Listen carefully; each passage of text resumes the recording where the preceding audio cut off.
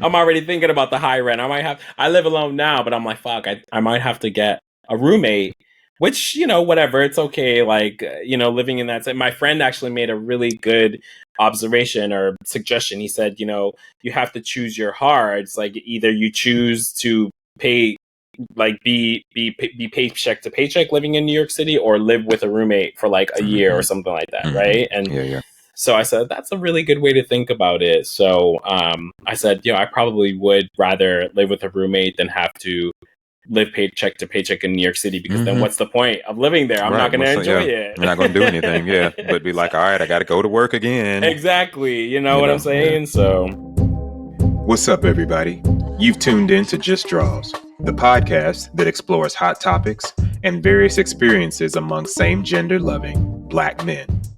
In each episode, we offer raw, vulnerable, and stripped-down perspectives to give voice to our frequently overlooked population. Here, we don't just scratch the surface, we dive deep, peeling back the layers of our experiences as well as heteronormative stereotypes. Let's get into this week's episode. What's up, fam? Welcome to another episode of the Just Draws podcast. And you know what we do here. We keep it vulnerable. We keep it raw, stripped down, and authentically just me today. Jeff is on assignment today. So I'm coming to you with our guest, who is going to be phenomenal. And we're going to have a great conversation, some great, I think there's going to be a lot of good healing and learning that's going to be going on tonight. So as you all know, I'm Darius, aka DMC. So we want y'all to grab a drink or keep your hands on the wheel if you're not at home. Readjust your support, and let's go ahead and get into tonight's episode. All right.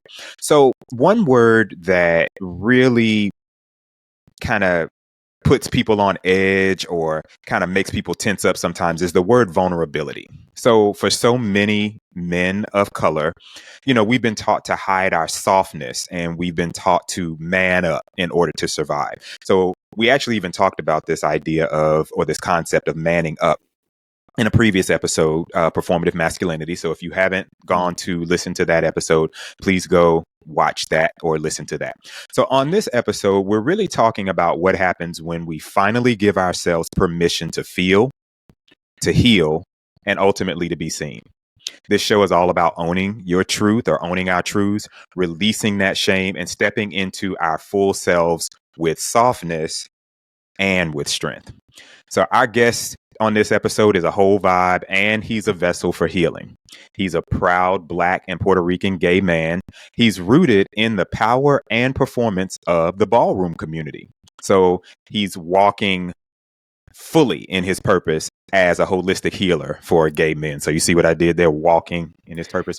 So whether he's on the floor serving face, realness with a twist, or just holding sacred space for others to do their inner work, he's bringing light, love, and liberation wherever he goes. So Just Draws fam, make some noise for the one and only Joshua Michael Cruz. Thank you for being here tonight. Thank you for having me. I'm really appreciative, honestly. Thank you. Yeah, thank you. We really appreciate that. Why don't you tell us a little bit about yourself? Other than all of what I just gave, Well, I was going to say, you did such a great introduction. I did. Thank you. You really did. You ate that. Okay. I really love that you used vessel for healing. I actually might steal that. So, I will send you, the bill. It's not going to be much. Trust me. It's not going to be much. Yeah. It might just be friendship. That might be what I want. Perfect. I bet. But yeah, thank you for that. I appreciate that. Everything that you said pretty much sums up who I am. I do feel that I am a vessel for healing. I also like that you said I'm a holistic healer. I like to see myself as a conduit for other people's opportunities to heal. And so that's definitely something that I'm rooted in and who I am. Aside from that, or with that, I use content as a way to tell my story. So I guess I'm a content creator as well, both on platforms like YouTube, TikTok, Instagram, and that's really where I get to tell my story. So I guess I would probably like to use the word storyteller better than content creator, but for the sake of social media content creator. I'm a dancer as well. I'm a writer. I write more in private than I do in public, but I am working on that. So expect some books from me in the future. But I would say all around, you hit the nail on the head with that introduction, and I just, sprinkled in a few extra details about myself. Awesome, so thank you for that. Yeah, when you start writing, let me know if you definitely need someone to kind of look over some things. I do teach writing and communication, so feel free to, look me up, utilize me there. So see, there we go. That could be perfect part of what it is. Yeah, absolutely. So, all right. So let's kind of get into some questions and some talking points about this topic of vulnerability. And one of the things with vulnerability and being vulnerable is really just recognizing pain and triggers and trauma that we have in life. So when did you first realize that you were carrying pain that maybe you hadn't even named yet? It definitely happened during the pandemic. So 2020 happened, and there was the whole Black Lives Matter uprising, and then we were inside. And there was a moment in that time that I began to feel very depressed. I began to feel like I was going through this pattern of destruction, and I just couldn't escape it. I was doing a lot of things that were hurting my mental, my physical body, spiritual, and that was probably the first time that I actually became aware of pain that I was holding on from past trauma, childhood trauma that I never really confronted. There was actually a moment in my life that I had never processed before that came up for me in that year in 2020. And when that happened, my life kind of exploded, and it's kind of when I went back into therapy. So I would say 2020 for a lot of people, I would assume, as we know, was kind of an opening of the floodgates for a lot of realizations of self. That was definitely a moment for me. Okay. And I think, the pandemic was really a point where we were forced to sit down, and we were really forced to stop all of the movement that kept us in pain, and the movement that kept us traumatized because we just didn't, quote, have the time to deal with it. I've got this to do, I've got that to do, and I've got to run here, et cetera, et cetera. But when we were forced to sit down, we had to kind of sit with those things. So I've really heard a lot of people talk about how they discovered more about themselves during the pandemic and discovered things that they didn't really want to deal with during that time. So I think that while it was crazy, for us to have to dealt with that, it did bring a lot of positives, in that. I know that definitely being a man of color, we hear the term a lot, be strong or being strong. So if you've heard that when you were growing up, what did that look like for you?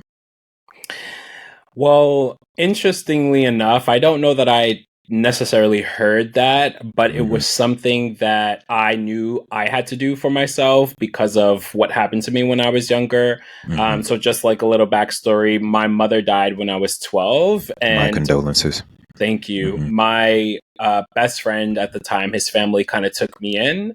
But, I still never felt like I was one of the family. You get taken in, but you never really feel, at least in my experience, I never really felt completely a part of the family. So a lot of the things I felt in my life I had to do for myself, which meant that I had to be strong. And so I worked my ass off. I, did everything that I felt like I needed to do for myself and be strong. And that was just that was my experience. No one really told me, hey, you're a man, you're a Black man, you got to be like this. Of course, I've seen it in media. I've seen other people have that experience. But I think personally for me, I had such a unique experience that I just innately felt I had to be strong. And maybe it was part of the things that I was hearing from the outside world, inadvertently. But yeah, I just felt for myself that I had to be that way because of the things that I had gone through. And so I just had to kind of push myself and push through everything that I was dealing with. Do you how that has that definition changed for you? Yes, it definitely has changed for me. I am practicing a lot within the last few years, a lot more grace for myself. I'm asking for help a lot more often. And I'm reminding myself that I don't always have to be this strong man that has to do everything and always be there and show up for everybody else. I can hurt too. I can cry too. I can break down too. I can ask for help. So the definition has definitely changed for me. Okay. When was that moment when you were growing up, or even maybe it happened when you were an adult, when you realized that you really needed to heal, and you brought up this thing about pushing through. So when did you realize you needed to heal and not just push through? Ooh, honestly, I want to say that, again, it was probably around 2020 when all of that stuff was happening. I was in a pattern of self-destruction, as I had mentioned earlier, and I was aware that this was happening to me. Like, I was aware, like, I would have this pattern of self-destruction, and when I would do things that I felt were making me feel better, I would then after feel horrible, and I would be very aware of that feeling, and I would tell myself, what am I doing to myself? What is happening to me? Why am I doing this? Even though I know it hurts me, I continue to do this over and over again, and it's not benefiting me or my growth or my health in any way. So that was kind of like an awakening for me. And that's when I got back into therapy, because the first time that I had been in therapy was when I was 12, after my mother had died. And I maybe was in therapy for, I don't know, maybe a year or two. And then after that, I just never had gone to therapy again. And I'm 30. In 2020, I was 30. So I'm 34 now. So I was maybe 29, 30, somewhere around that. And so that was the first time that I was getting back into therapy after not having been in it for so many years. But that was definitely the moment where I knew, like, I needed to heal, because if I didn't, there was a chance that I was not going to allow myself to live anymore. I had a lot of suicidal thoughts. Wow. And a lot of feelings about myself and my existence. And I knew that I didn't want to die, but sometimes I felt like that was the only thing that was going to make me feel, or that was going to help me, that cure me. I don't even know if that's the right word to use, but I felt often, and I told you I'm a writer, I have so many poems about death. And it sounds very morbid, but it was my way of processing. And it was never like, like, I wasn't writing suicidal notes through poetry, but I was asking myself a lot of the time, what would death do for me? What would death do for the people in my life? What would death do to the people in my life?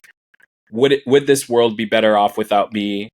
All of those types of things were going through my mind. And that was just kind of like another, like, realization, like, if I don't begin to heal, if I don't get help, that I'm potentially going to get to a place where I think that this is the only thing that I can do to, quote unquote, be healed.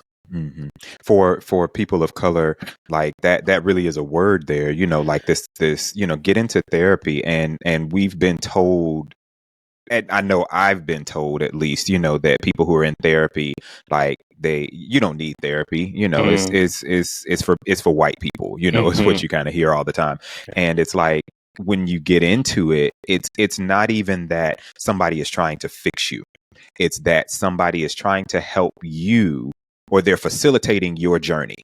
And that's what people don't get. It's like, okay, some outside party, somebody who does not have any soul ties or any sort of familiar ties with you, is asking you questions about things that you're experiencing, things that you're feeling, and leading you to, okay, I never thought about that, or I didn't think about this, I didn't think about that. So I'm sure that there were some moments within your therapy that were very cathartic in that way, those questions that came out, and the being able to sit down, or the sitting down of COVID, again, like I said, the forced sitting down of us in COVID really kind of helped get through a lot of that stuff. Was there anything else that was going on around that time other than COVID that helped you begin that journey of healing? I was in a relationship at the time, Okay. and I always, we're not together anymore, but we ended amicably, and I have so that's much good. so much love for that individual. And I know that without him, like, I probably wouldn't have gotten through the time that I was going through at that point in my life. He held on to me. He lifted me. He was there for me, even That's in good. moments where I was like really, really, really bad. And he just, and I could see that it was really difficult for him. But Why do he you think that was, was? because of the suicidal thoughts that I was Oh, okay then. having. Okay. And I think that he just didn't know what to do. And I also, again, at the time, struggled to ask for help. So I would hide myself. I would isolate myself. I would not speak. I would be quiet, and he just didn't know what to do. And, and I know he was struggling because he just wanted to help, and it's like I wouldn't let him. But at the same time, it was also because I didn't feel like I deserved the help. I Wow. felt like why do you want to help me? Like, I'm nothing. And And I would, what was his answer to that? he always just showed up for me. Okay. You know what I mean? Sometimes it would be in silence. He would just hug me. He would just hold me. He would, I would sometimes isolate myself in the bathroom. He would knock on the door and just check up on me. And so, I will always have love for that man, because I don't know that I can't say, like, I won't say that there's not many men out there like him, but I think it's rare to come across an individual that is willing to go through the type of storm that he went through with me. And yeah, that's why I'll always hold love for that man, for sure. He did his time. He did your time as well.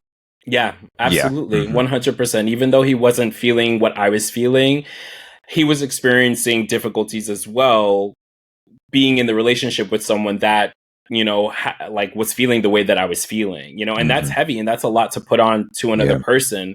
And it's sometimes oftentimes I feel, I don't know if bad is the correct word to use, but sometimes I feel regret because a person doesn't deserve to have to go through that with another individual, although I know that in relationship we choose to be with a person, so you choose to be with all of them, and that's the sacrifices that you make. But it still feels bad to have to put someone through a situation that they didn't ask for. Like, they didn't really ask for. I mean, you're being in a relationship, so maybe you're asking for everything, right? What do they say in marriage? You and are. sickness and health, whatever. Exactly. Yeah. And that's what I was going to say to you, that I haven't been in many relationships, but that's one thing that I definitely have learned in the relationships I have been in, is that, look, when I take you as my partner, or I take you as somebody that I want to grow and build with, like you said, I'm taking all of you, and I'm choosing to be in that space. And while it makes sense for the other person to feel a certain way about, well, I feel bad because I'm putting you in this situation, it's like, don't worry about the decision that I'm making, because I'm making the decision to love you. I'm making the decision to be there for you. So it's cool. You can feel the way you feel about that, but don't necessarily try to project that. And I know that's an instance I've had to say to some people too. I'm like, look, you don't have to project that onto me. I want to be here. I want to do that. So so with us being called the Just Draws podcast, what would be something, I'm gonna call this a tight waistband. All right. So what's something that you had to unlearn about yourself before you could even start healing? That's a good question. That's a good question. I had to unlearn that I was not garbage. That was a very, very specific word that I used to use about myself. And I would feel unworthy. I would feel unlovable. And the best way to describe it that I would always say was that I was garbage. And I had to unlearn that I did not have to earn people's love, that I was already worth or worthy of being loved.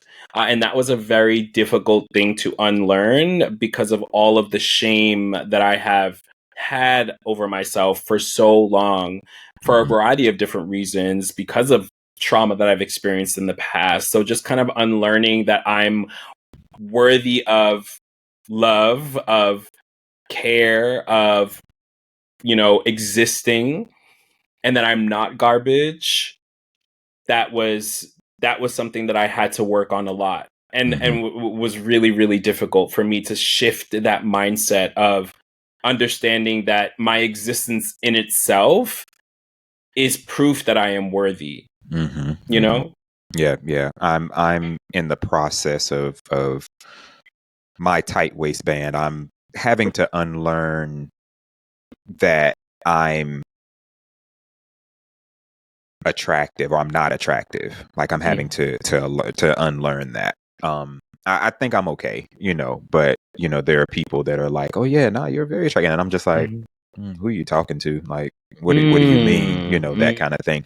Because growing up, I was, we just released an episode where I was talking a little bit about some of my past and how, I was chubby. I was dark skinned. Nobody was checking for me, and so for being that for so long, it stuck and it just became ingrained in me that it was like, oh, okay, yeah, I'm always that dark skinned heavy guy that nobody's really checking for like that. You're cool to hang around, you're cool to kick it with, but I don't really want to be in a relationship with you. I don't really want to do anything more with you than that. And so I'm in the process, of kind of thinking through that and working through some of that stuff and trying to do things to say, okay, yeah, nah, you're okay. You look good. You look good today, or you look good at this point. So that's a definite point there. So I can completely understand where you're coming from there with the thoughts that really kind of permeate and they stay at the forefront of your mind versus what everybody else is saying, because all of that it's not even loud enough for you to get past the other voice that you're hearing all the time. Yeah. We're talking about vulnerability.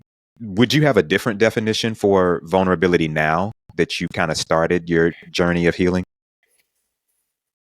I guess I would say that vulnerability. So yeah, because I think when I began this journey of vulnerability, a lot of it was, my definition of it was like, or I would often use the word scary. I would say, oh, this is very scary. Like being vulnerable is very scary. And so I would define it as the scary thing that I had to do in order for me to, get to another point in my life. My word is interesting. I use the word. So you said scary. I use interesting. Yeah. Okay. Well, now for me, it is, the word that I use is freeing, or more relevant for me, liberating. Okay. So I would say vulnerability is much more liberating because there is nothing to be, and this is something you have to learn along the way, but there really is nothing to be scared of when you're being vulnerable, because when you're vulnerable, that is who you truly are. Therefore, why I understand why it's scary to be who we are in this society. And so I think that's why I would label it or define it as scary in the past, but now it's much more liberating. It's, the definition for me is liberating. Okay. That's awesome. Yeah. So we're both Black, and you're Black and brown, gay man. So how did toxic masculinity or even respectability politics affect your relationship with your emotions? So for our listening audience out there who aren't familiar necessarily with respectability politics, it's basically where you end up shrinking yourself to fit into someone else's comfort zone. So usually that manifests itself in whiteness or being white adjacent, being straight or straight adjacent, or being professional or professional adjacent, etc. So like if you're on the job and you have these thoughts in your mind about, well, if I dress this way, or if I talk this way, if I act this way, maybe this group will treat me better, or maybe I'll get that raise, maybe I'll get that. So that's what respectability politics are. So I'll let you answer that. Yeah, this is a great question because this is something that I have struggled with for a very long time. And I think for me specifically, because I am a Black gay man, I struggle with respectability politics because I am often feeling this pressure of having to show up as this respectable Black gay man because we don't have a lot Enough of of those. representation, and Exactly. Yeah. we see it all the time online on how we need more good representation. Where are the good gay Black men? Where are the powerful, successful gay Black men? The ones that are not, OnlyFans creators, or are not doing sex work, or Or have not these good overly jobs, fetishized. or Yeah. overly like all of these things. So, and me being somebody that for a very long time has had a pretty a pretty big following, I have felt this pressure to show up as the same as other Black gay influencers that are, doing their thing as well in their own way, and showing up in a particular way, and people view them in a particular way. So I would always say to myself, "Oh, I can't show my body. I can't let people that I know that I like I can't let people know that I like to have sex, and that I do. Sometimes I do one night stands, or sometimes I am on the apps, or sometimes I do like to show off my body. All of these things, I would be very scared to do those things because I would think people are not going to respect me or think that I'm worthy because I'm just another bad representation of." You're And I'll falling say, into the yeah, trap. I'm Yeah, of falling what's into already the out there. trap. Exactly. Um, and that definitely affected me a lot along my journey, and up until recently, actually, because I did a lot of roller coastering. I don't know if that's a word. I'm Okay. making it Go up right for it. now, Yeah, let's go for it. but Let's put it in quotes, and you're fine. exactly, There you go. exactly. I did a lot of roller coastering when it came to my sexual expression, and I wanted so badly to be able to express this other side of me that felt erotic, that felt sensual, that wanted to celebrate sex and my sexuality. And I did a lot of reading a few years ago around how white supremacy infected our culture, back even when we were back in like Africa, and like our ancestors, sex was a very big part of, or sexual energy was a very big part of our cultures, of our way of life. And then, Christianity, or white supremacy, kind of came in and said, no, y'all, this is wrong. You know what I'm saying? And I read a lot about that. And so I started to get empowered. And I was like, oh yeah, like I'm gonna get, I'm gonna be myself, I'm gonna do this. And then I would get online and I would get bad comments, or I would get, I would feel like, oh, people would call me this name or that name, or, you feel small because you don't feel like you are worthy of the love that you're seeking, because you're showing up in a particular way that people label as wrong or bad. And so, yeah, I definitely did a lot of wanting to try to fit in because I wanted to be accepted by my peers, especially my Black gay peers, because I thought to myself, well, I want to be a role model to people. I want to be a good influence to people. What does that look like? Oh, it looks like me, talking about motivational things, and that I'm being successful and I have a good job. And and what made things worse for me is I don't have a college degree. And so I felt a lot of shame around that as well, because I thought to myself, well, people are not going to take me seriously because I never went to college. So that was a big hump for me to get over, and that kind of added into that shame that I felt about myself, and in that mix of respectability politics. So that was definitely something I suffered from a lot. Okay. Yeah. That's do you still get those people, those that when you do make those posts where you're a lot more vulnerable and you're showing your body and you're talking about sex and stuff like that, do you still get people in your comments that are lambasting you or chastising you for doing that? Yeah, absolutely. I think that will never stop. It's never going to stop, because the thing is that there's many people out there that are afraid of people that are completely themselves. Okay. And when you show up as who you truly are, it frightens other people because they feel ashamed about who they are, and therefore they want to put that shame onto you so that they are not exposed for the things that they are suppressing within themselves. And so I definitely get those comments from every now and then, less, I guess, now. But then again, sometimes I don't see them. I also block people. I'm in my block era. Like, Okay. I don't waste time going back and forth with people. You're a stranger on the internet. You don't know me. You have no idea who I am.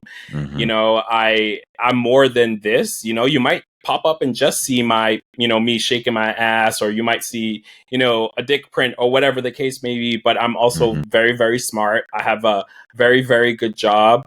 I'm well traveled. I have great family and friends. I'm a good person. Like, even aside from all of that stuff, I know myself, and I know that I'm a good person. I'm loving, I'm caring, I show up for my friends, and I'm kind. And for me, that matters the most. So I don't go back and forth with people in the comments anymore because it's just a waste of time. I also will sit there and think about waiting.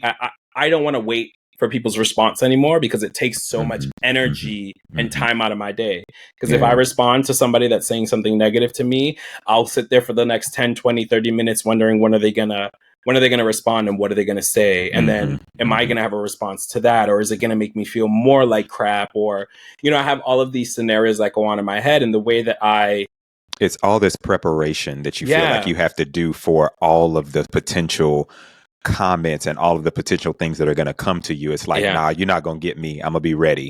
So if somebody says this, I'm going to be ready. Or if somebody says this, I've been there before plenty of times. And it's such a waste of time because you're like, why am I sitting here trying to prepare what I'm going to say in response to somebody's negative comment when I can just be outside in the sun, or drinking a cup of coffee or reading a book? Like, I could be doing so many other things besides trying to have an argument with a person that I'm never going to see in my life, probably. Right. Exactly.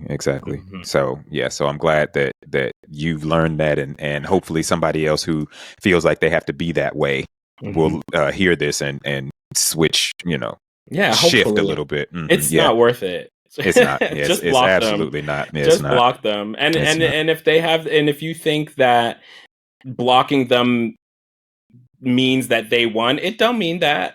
It means that you care about your peace more than having to try to explain yourself or try to defend yourself to a person that has no meaning in your life. And and most of these people are really looking for a response, or they're eliciting a response from you. So when you don't give them a response, or you don't even acknowledge them, one of two things are going to happen. They're going to go away, or they're going to continue to do that, and somebody else will jump in and go, okay, look, like, you doing too much. And then they become the focus, and that's not what they want, so you win either way. So so my next kind of question here that I want to ask you, I'm going to call this silk draws. All right, okay. So silk draws. So what's something that's soft and tender about you now that you're proud of?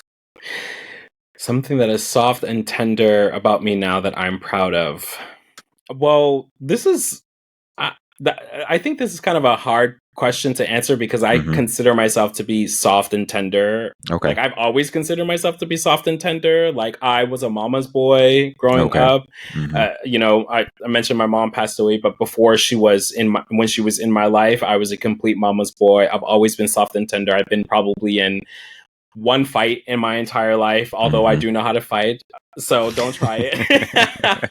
You got to put that out there. Like, okay. Come on, test it out if you want to, everybody. Right. And it takes a lot for me to get there, but don't try it. No, I'm just kidding. But, well, I'm not kidding, but yeah. Right. I'm kidding, but not kidding. Right. Kidding, but not kidding. Yeah, I've always been soft and tender. So when people see me, they see a masculine presenting man. I'm muscular. I have a beard.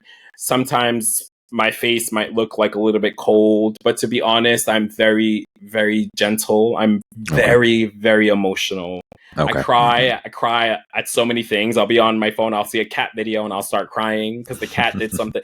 So I love to be held. I love to so I consider myself to be very soft already and always have been. I think my exterior might just look Look a different. little different. Yeah. Yeah. Do you think that you would have hidden some of these soft and tender sides of you in the past prior to this current journey?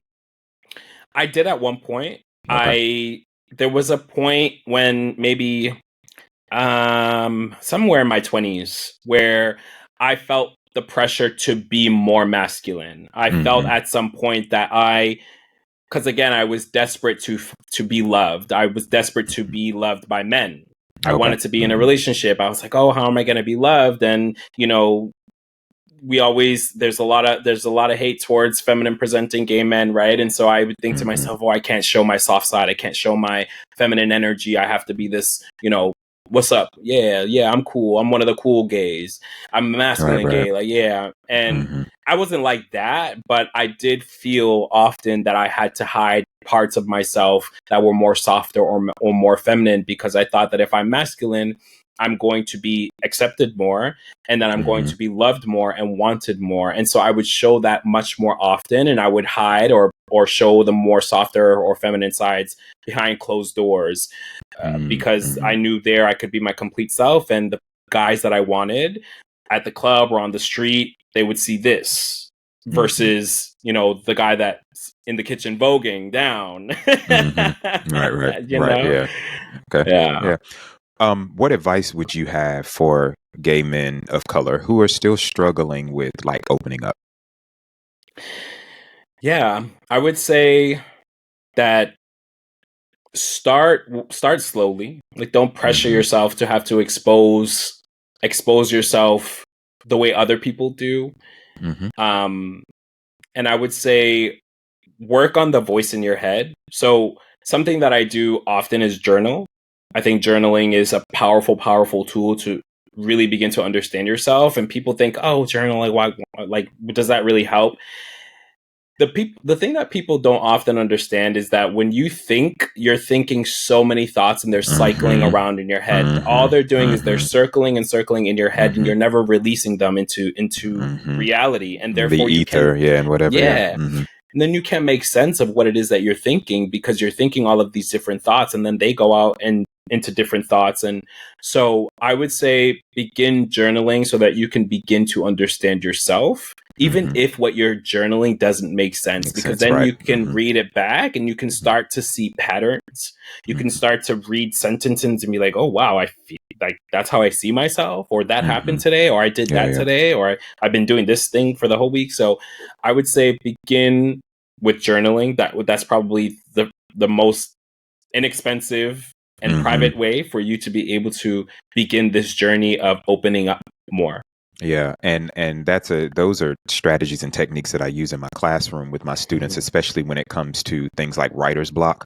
People are like, "Oh, I have writer's block," and it's like, okay, well, the reason you have writer's block is because you have extra shit that's blocking the flow of ideas. Yeah. So the best thing to do is just to write that stuff out. Like you said, even if it doesn't make sense, just write out what you're thinking at the moment. If you're thinking about you want an egg salad sandwich, write down, I really want this egg salad sandwich. I don't know why the fuck I want egg salad right now, because nobody my age eats egg salad, but this is what I want. And I want to go in the kitchen. Like, even if you're just writing stream of consciousness, kind of, it gets all of that stuff out. And then it clears and clears the room and the flow for, okay, here's some things that we really need to be thinking about. Here's some things that are really going to help us upwardly mobile. Some of that stuff was just junk, you know, that was, it provides that clarity.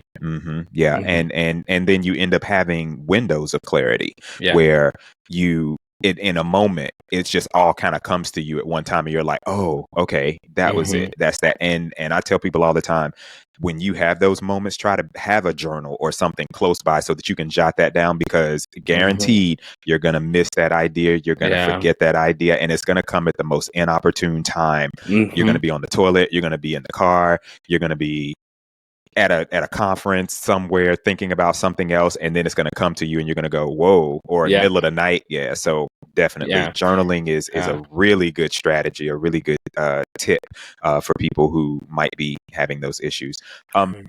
Boundaries are really big when it comes to all of this. Protect your peace and you know, be for you and accept yourself kind of thing. So how do people, or what are some of the ways that you've set boundaries but then still stayed open emotionally for others? Yeah. I suppose I could use my friendships as an Okay. example, because a good thing that me and my friends have done really, really well is create our own boundaries, understand each other's boundaries and respect each other, but also know when we can still show up for each other. Um, and so I would say, yeah, when I don't want to do something, I'm not going to do it, and I'm going to Okay. say no. But oftentimes, what I'll do is I'll try to find an alternative.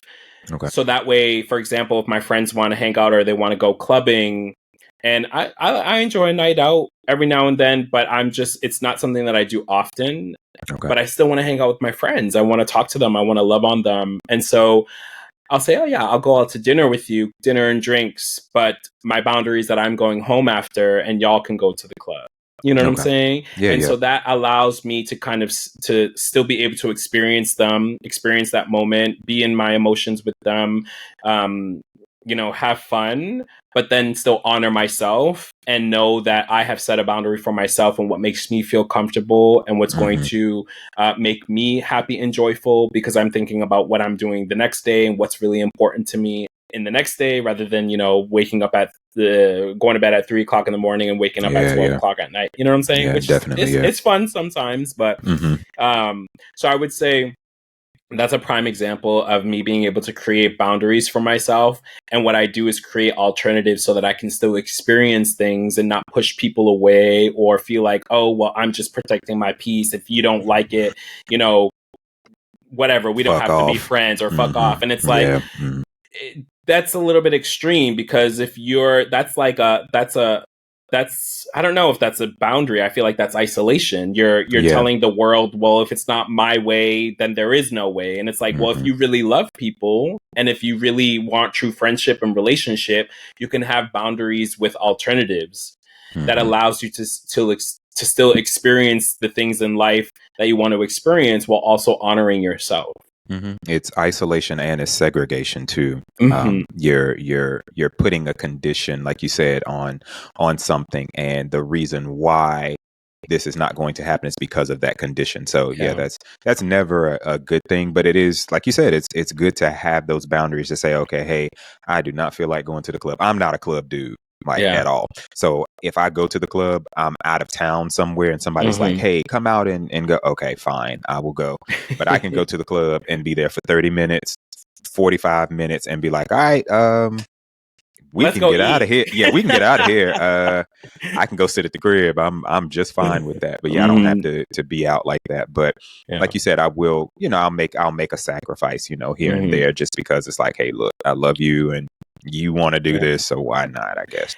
And I think that's something that people don't often talk about or realize, or I don't know if they're even willing to do often, is make sacrifices for other people. I think that people are creating these boundaries for themselves and thinking that sacrificing something within the lines of those boundaries is like sacrificing their whole self. And it's like, well, if you really love somebody and you want to show them that you love them, you should be willing to sacrifice something in order to show them that you are willing to show up for them or be there for them or love them. And I'm not talking like Anything just about major. Yeah, it doesn't have to. Yeah, right. it's like, I feel like when you love somebody, you have to be prepared to make certain sacrifices that might feel uncomfortable for you. But I think if the person loves you too, they're going to understand your boundaries and not put you in a position to make you feel bad about the decision that you're making when it comes to showing up for them. Right? Right. You know what I'm saying? Like, maybe you might go out to the club for 30, 40 minutes, for an hour. But if they're a good friend, they're not going to be like, okay, like, we're doing drugs in the bathroom together. No hate on anyone that does drugs, because that's, I'm just using that as an example, but Yeah. You know what I mean? Yeah, exactly. So you're a part of, the ballroom community, and you're a part of a house. And so what role do you think that, like, that community or just any of your chosen family played in holding space for your growth? Mm. Oh, yeah, I love this question because the first person that comes to my head is my gay father.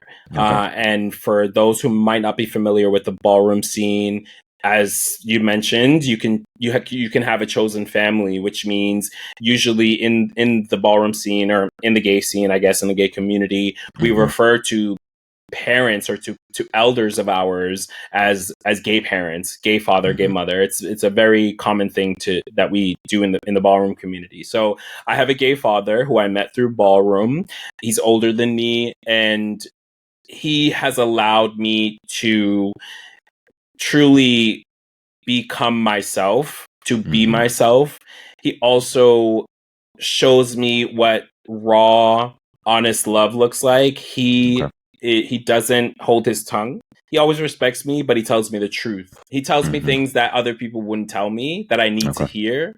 And I'm so grateful for that because I'm the type of person, I don't like to beat around the bush. Like, tell me the truth. I'm a very honest person. This is what I tell everyone that wants to be in my life. I'm an honest person. Even if the truth that I'm going to tell you hurts you, I'm still going to tell you because I don't have the time or the energy to hold on to a lie or to not be honest with people. And so knowing that he is also like that, like he is just real and honest and raw.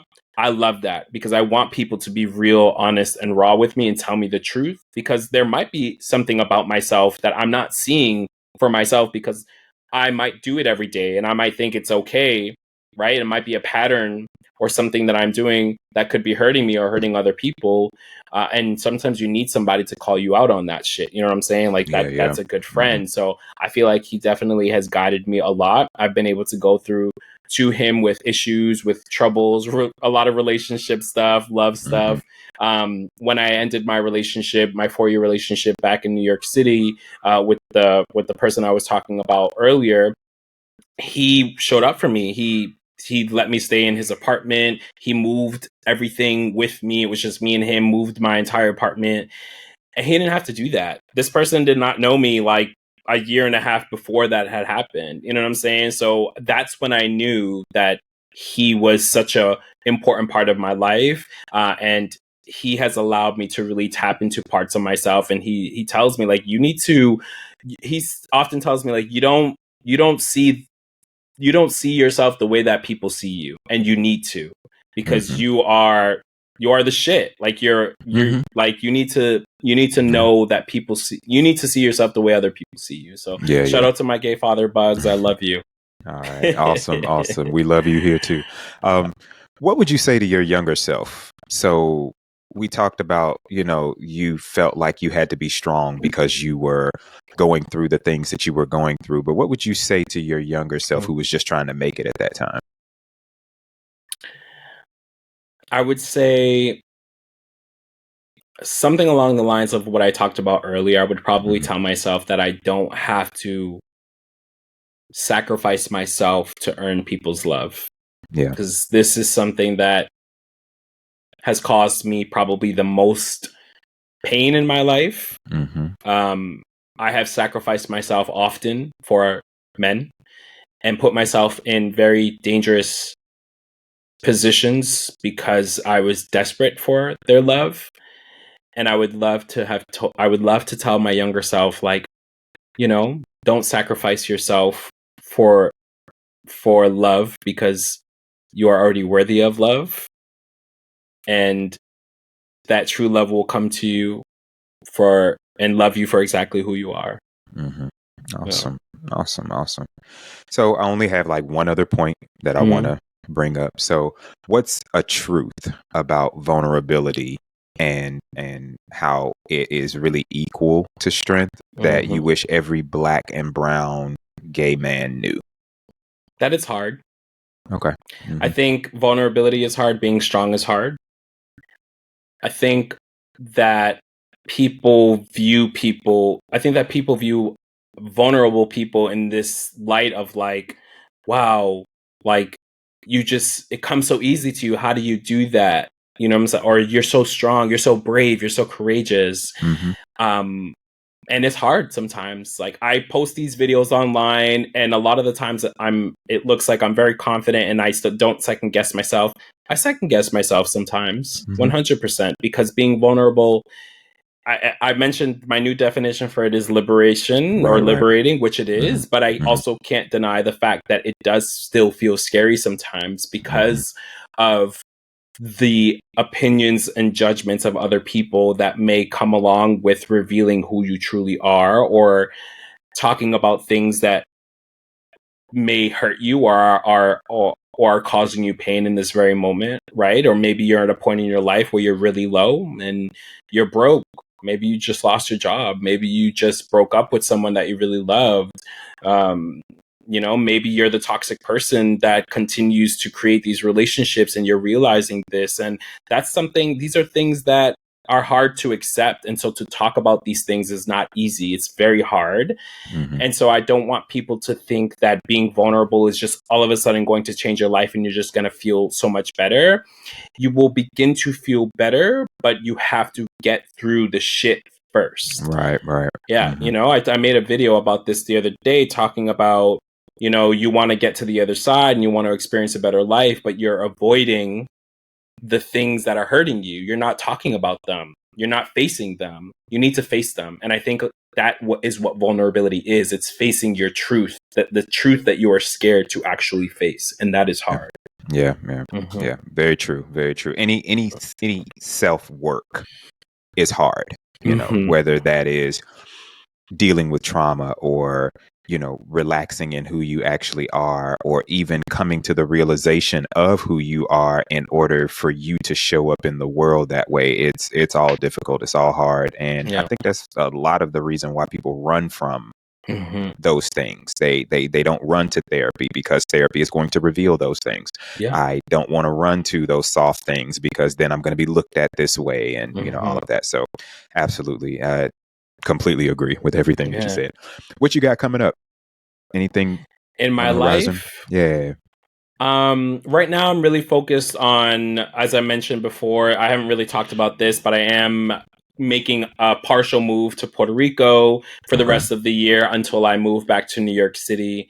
And so I'm really focused on that. And I'm also, another thing that I haven't talked a lot about, but I'm also in the process of writing a book. And so nice. These are things that I'm really just like focused on and trying to just, get done.